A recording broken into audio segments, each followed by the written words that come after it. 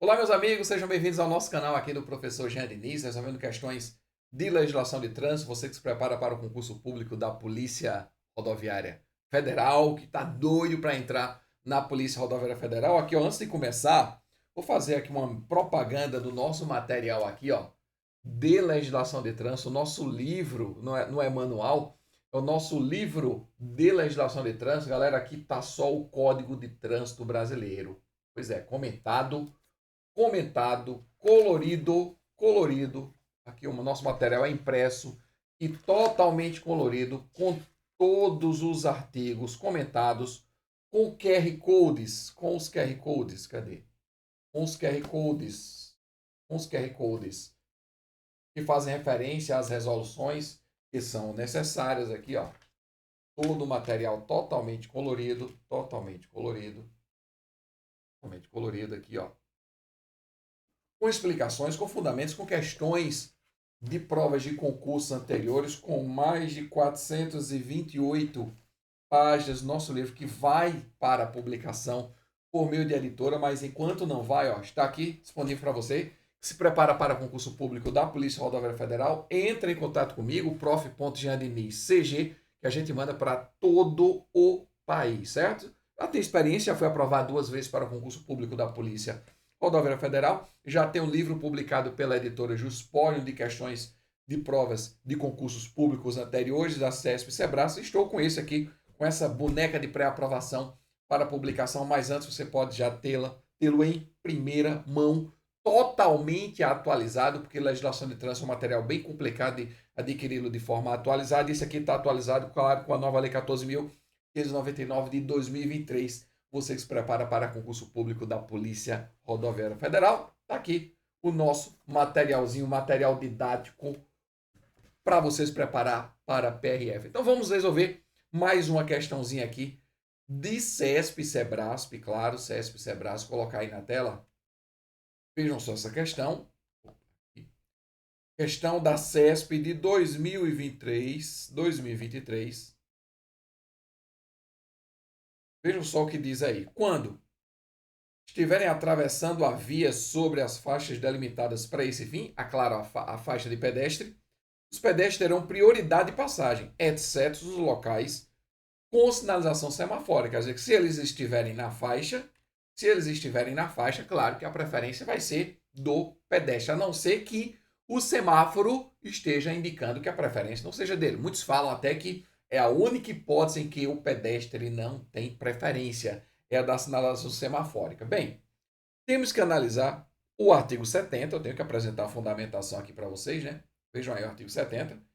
Os pedestres que estiverem atravessando a via sobre as faixas delimitadas para esse fim terão prioridade de passagem, exceto os locais com sinalização semafórica, onde deverão ser respeitadas as disposições deste código.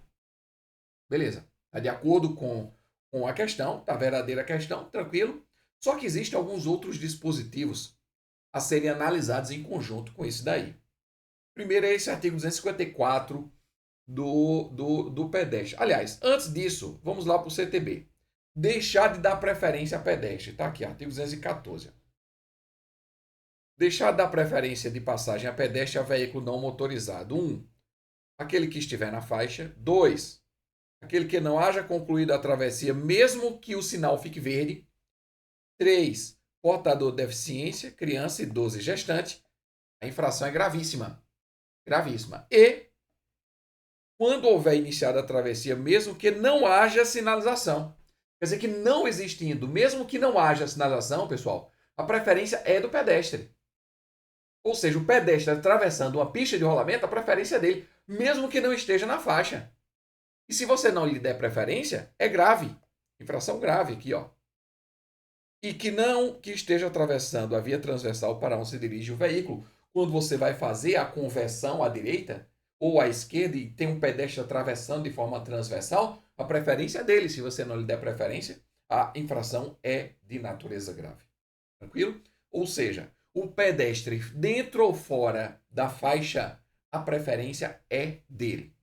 Só não, como nós falamos no artigo 70 aqui, no artigo 70, se existir uma sinalização semafórica retirando-lhe, no caso, essa prioridade. Só que deve ser analisado isso aí com temperamentos, porque tem um artigo 254.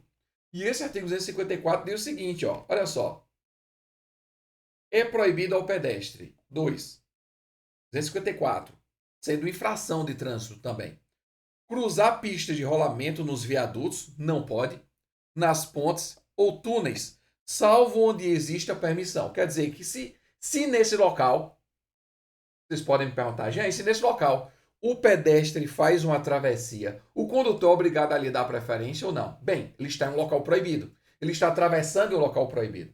Com relação à preferência, a preferência deve ser analisada conjuntamente com esse dispositivo. Pô, como é que eu vou dar preferência a um pedestre se ele nem deveria estar ali?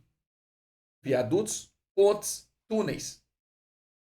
Claro que não vai passar por cima. Tem que dar, porque senão vai ser homicídio doloso. Vai passar por cima do pedestre? Claro que não vai. O homicídio não vai ser nem a do artigo 302, vai ser do artigo 121 do Código Penal.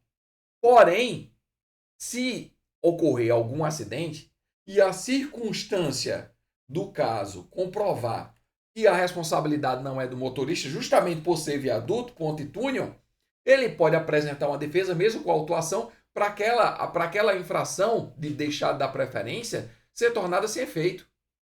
Ou seja, não deveria o agente. Se o pedestre atravessou de forma irregular em um viaduto, em uma ponte ou em um túnel, por exemplo, ele estava ali, acabou acontecendo um acidente, claro que o motorista não lhe deu preferência. Se de um nada aparece o pedestre num viaduto, por conta da própria engenharia do viaduto, o pedestre atravessa e o motorista bate nesse pedestre, então, no caso, ele não lhe deu preferência. Bem, cabe a autuação nesse caso? Eu entendo que não. Por que não? Porque ele não vai ser responsabilizado criminalmente por isso. Que a culpa foi toda do pedestre. Inclusive com previsão legal para isso, que ele nem deveria estar ali. Ele nem deveria estar atravessando no viaduto, nem na ponte, nem no túnel. Então a responsabilidade não é do condutor, nem administrativa, nem criminal. Jean, mas a responsabilidade administrativa não depende de dolo. Eu sei que não depende de dolo, mas aí nem a dolo, nem a culpa. O pedestre se jogou e ele estava em um local proibido. Então deve ser analisado isso aí em conjunto, o artigo 254 com o artigo 214. Eu vou sempre garantir a preferência do pedestre naquelas situações do artigo 214. Tranquilo. Agora, se ele aparece na frente do veículo, porque o código do artigo 254 já coloca aí locais proibidos, porque são locais onde o condutor do veículo ele não tem visibilidade plena e instantânea para saber se o pedestre está atravessando ou não num ponto do viaduto ou num túnel, por exemplo. Então, no meu modo de ver, não caberia a autuação nesses casos. E tem mais, o 3, ó. Vejam 3. Atravessar a via dentro da área do cruzamento, salvo quando houver sinalização para esse fim. A infração de natureza leve e o valor da multa é de 50% do valor da infração de natureza leve, 88,38 centavos hoje. Então, no caso, claro que não cabe a aplicação execuibilidade com relação à execução dessa multa, porque houve uma resolução que tentou impor ao pedestre o pagamento da multa, mas ela foi logo revogada. Hoje é inviável, hoje é inexequível a cobrança de penalidades de multa contra pedestre. Mas aqui fica análise meramente administrativa com relação ao motorista, com base no artigo 214, que ele tem que dar preferência ao pedestre dentro ou fora da faixa de pedestre, mas esse fora da faixa de pedestre tem que ser interpretado de acordo com o artigo 254 do CTB também, combinado com o artigo 254, sistematicamente com o artigo 254, que proíbe que o pedestre atravesse a via nas pontes, viadutos, túneis e também na área de cruzamento. Então, a análise deve ser feita tanto no âmbito administrativo como também criminal, porque neste caso, a depender da circunstância, a responsabilidade do condutor também criminal estará afastada. Beleza? Portanto, a questão aqui, ela é verdadeira, porque está de acordo com o artigo 70 do Código de Trânsito Brasileiro. Meus amigos, um grande abraço e até a próxima aula.